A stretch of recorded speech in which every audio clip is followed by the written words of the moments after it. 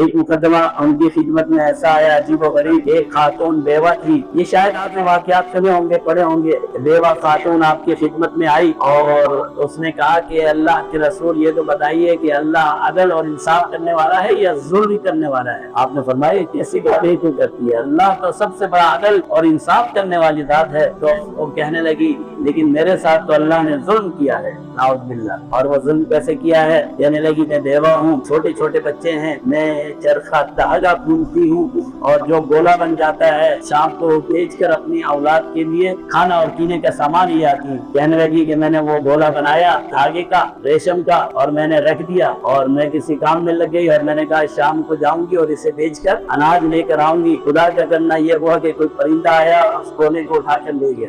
اب میرے بچے بھوکے بیٹھے ہیں، اب مجھے یہ بتائیے کہ اللہ نے میرے ساتھ عدل کیا، انصاف کیا یا اللہ نے میرے ساتھ ظلم کیا؟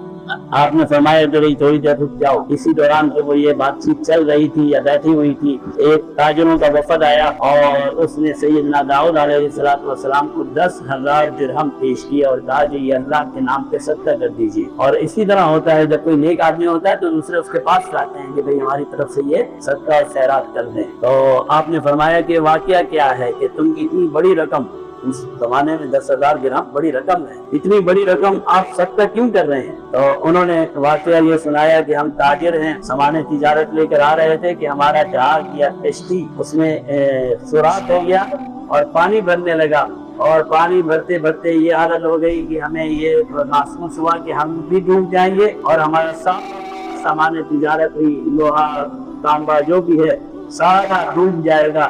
اسی ہم اللہ سے دعائیں کر رہے تھے، اللہ سے نجات مانگ رہے تھے، اسی اسنا میں ایک پرندہ آیا اور اس نے ایک گولا پھینکا اور ہم نے وہ گولا اس سوراخ پہ رکھ دیا اور اس کو بند کر دیا۔ اور جب ہماری کشتی چلنے لگی تو ہم نے یہ ارادہ کر لیا کہ ہم اللہ کے نام پر 10,000 درہم صدقہ کریں گے۔ آپ نے وہ 10,000 درہم اس بوڑھی کو دیے اور کہا کہ یہ بوڑھی دیکھ اللہ ظلم کرنے والے نہیں ہیں۔